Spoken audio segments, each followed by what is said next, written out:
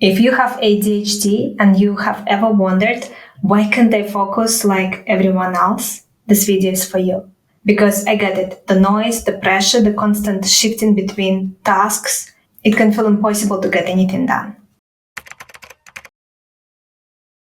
When I worked in consulting and banking, the open plan environment, endless desks, and no offices except for more senior leaders was pure torture. For example, having a conversation with a colleague while someone else was speaking loudly right next to me was a constant test. My attention would lock onto the louder voice, and I would miss a lot of what the person I was speaking to was saying. I did well, getting accelerated promotions despite all of this, because I built systems that allowed me to do well. I constantly looked for quiet places to get work done.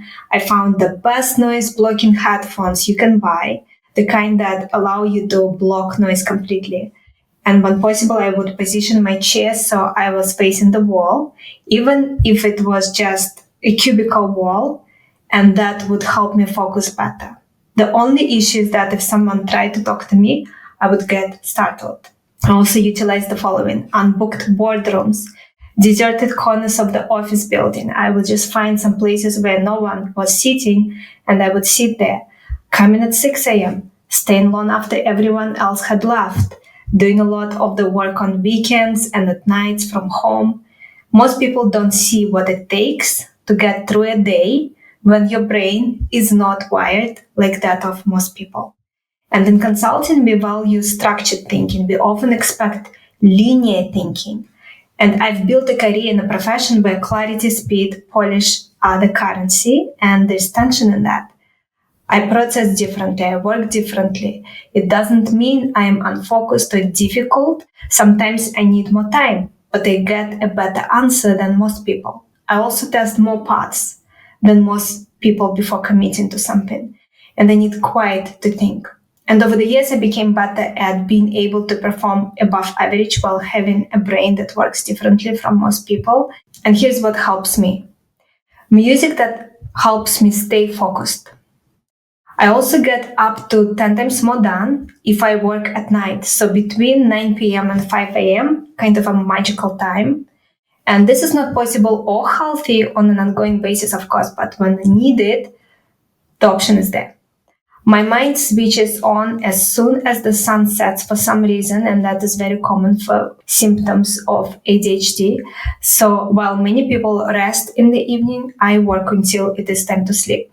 And if you look at my calendar, I have meetings and podcast recordings all the way to 9 p.m. And some solitary work is also done after 9 p.m. I have to work in a quiet space with no one talking around me. Ideally, it needs to be a room with a closed door, like this room. An open space office is, as I mentioned, pure torture for me. So banking, consulting, those environments were difficult for me to focus within, and I always had to be extremely creative to find places to work and find ways to work. Another thing that really helps is fresh air.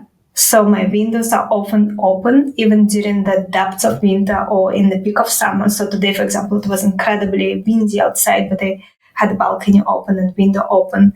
I had to close it so it's not noisy. It helps me focus if I work in a larger room. So a room like that is better.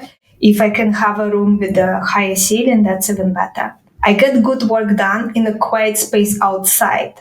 In fact, if I work outside without any people around, I can get up to productivity level of 9 p.m. to 5 a.m., up to 10 times level of productivity. If my mind spaces out during discussion, it is okay to ask a person to repeat. That is just something I decided for myself. That was not the case early on in my career. I realized that, look, I'm doing everything I can to stay focused. That is all I can ask of myself. And I know that what my mind produces, the solutions, ideas, insights, is well worth the trouble for everyone involved. Planning for what should be accomplished in a day must happen the night before, not the morning of. I keep categorized to-do lists for a day, a week, a month, plus the main list with everything else. I also have a separate column for the highest priority tasks where I can't drop the ball. I have notebooks with me as well to make notes if I remember something that I must not forget, and then I add it to my Excel sheet where I'm tracking everything.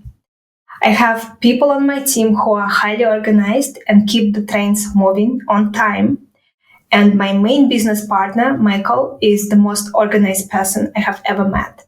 He is also the most talented person I have ever met. And if I had to describe him in one word, I would use the word God sent. And I don't use that word lightly.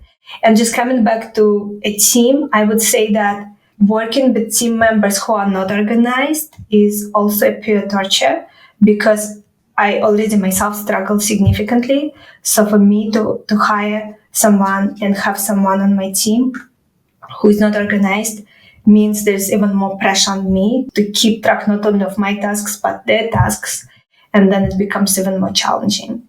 So for anyone with ADHD symptoms, when you hire your team, keep that in mind. You need very, very organized people to make your life easier. I leverage the power of my mind to see what others don't see by regularly spending time in spaces such as solitary walks in nature, where my mind can most effectively come up with new ideas and solutions. So I notice specifically walks in nature help, and specifically if I'm alone. If I'm with someone, I also can come up with ideas, but it's different. If I'm alone, I can really do deep work and come up with some amazing stuff, amazing ideas, insights, not only for myself, but also for our clients. So sometimes we have an issue we are working on with one of executive coaching clients, and I go for that walk with a purpose that I need to find something that we are not seeing, and I do the process that I do during that walk, and I get the insights. Generally, neurodivergent leaders bring something unique, and we need to remember that. It is not just one strength, but a constellation of abilities that often show up in unexpected but very high impact ways. So I'm going to mention a few here. I'm actually going to mention 9. So number 1, a unique lens on the same data. Neurodivergent leaders often approach problems from non-traditional angles, and this can lead to insights others overlook. Number 2 is focus others cannot sustain. This is characteristic of ADHD. While the focus is generally difficult to initiate or sustain on not engaging tasks, once interest and clarity are present, many experience hyperfocus, an intense, sustained concentration that can last hours. In my particular case, this also shows up as being able to remain regularly hyperfocused on the same topics for years and years and years and years and decades. 3, a natural resistance to groupthink. Many neurodivergent thinkers are less influenced by social pressure or convention. They may ask uncomfortable questions, raise red flags early, propose contrarian ideas, and this strengthens decision making. And there are so many examples from my career where I would bring up something that is completely not aligned with what the group thought. Even during my MBA, I remember there were situations where the professor would ask at the end of the class, it would be a case-based session, and they would ask, so what should CEO do in this situation? And then this huge class of people, and most of people would say A, and then you will have 3 hands going up, including mine, that would say B, and we would end up being right. I actually don't remember one time when I made a wrong decision during those cases, and it made me more confident in my ability to make very good judgment calls. Number 4, creativity shaped by constraints. Working around neurotypical systems often forces creativity, because we have to figure out ways to be productive in situations which are not designed for us to be productive. We always have to build workarounds, and it translates into sharper creative problem solving and keeps that ability to problem solve. It strengthens that ability for us to be good problem solvers, because we constantly have to find unique ways to operate if we want to be high performers. Number 5 is precision with language or logic. This one is very interesting. Some neurodivergent people are extremely sensitive to ambiguity, unclear phrasing, flawed reasoning, and this can elevate the rigor of a team's thinking and the quality of the team's output. This is one reason I sometimes struggle in meetings. If a question involves a lack of clarity because of a lack of understanding of what the situation demands to be asked, I will first adjust what the question should be before I can answer it. And for someone who is not paying as much attention, is not as sensitive to unclear phrasing, flawed reasoning, this can be very frustrating because they want me to answer the question they asked. But the question is phrased in a way that is incorrect. It's factually incorrect, for example, because they don't have all the facts. So I firstly correct the question, and that confuses them and frustrates them. But I have to do it because otherwise I cannot answer their question because their question is phrased in a way that does not allow me to give them the correct answer. Number 6 is pattern recognition and systems thinking. Many neurodivergent thinkers may notice relationships across concepts, data points, systems that others miss.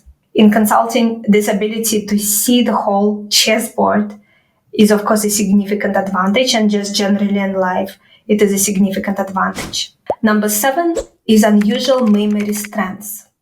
Some neurodivergent people have strong episodic memory, remembering past experiences vividly, or working memory, which is keeping many ideas in mind simultaneously.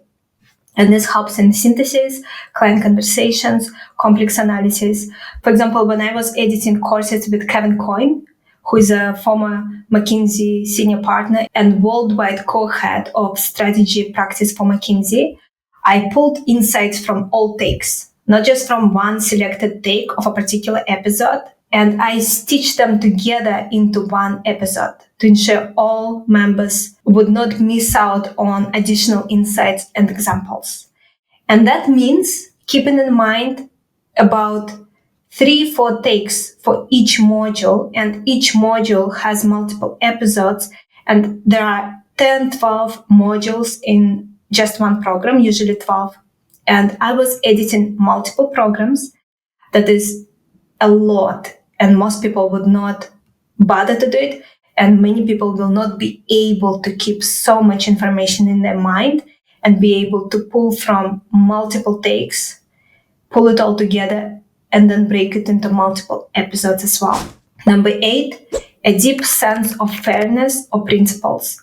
Many neurodivergent leaders are extremely values-driven. They may resist political games, hold teams to high ethical standards, and unafraid to voice dissent when something feels wrong. Personally, that trait has gotten me into trouble many, many times in life, but it's one I deeply respect in myself and in others. 9 is a relentless curiosity. An intrinsic drive to understand can lead to better questions and better answers. This curiosity often drives deep expertise in specialized areas. But to benefit from all that, we need to make room, not just in principle, but in how we actually work. If you want your team, family member, a friend, or whoever you have in your life who has ADHD to deliver the value they can deliver, make it possible for them to do well. That is the part most people miss. If we only reward those who perform a certain way, who think in a certain way, who come across in a certain way, we lose out on the outsized value others can bring. And they bring it quietly, they bring it differently. And if you are the one who is neurodivergent, who has ADHD, who has symptoms of ADHD like me, embrace your strengths.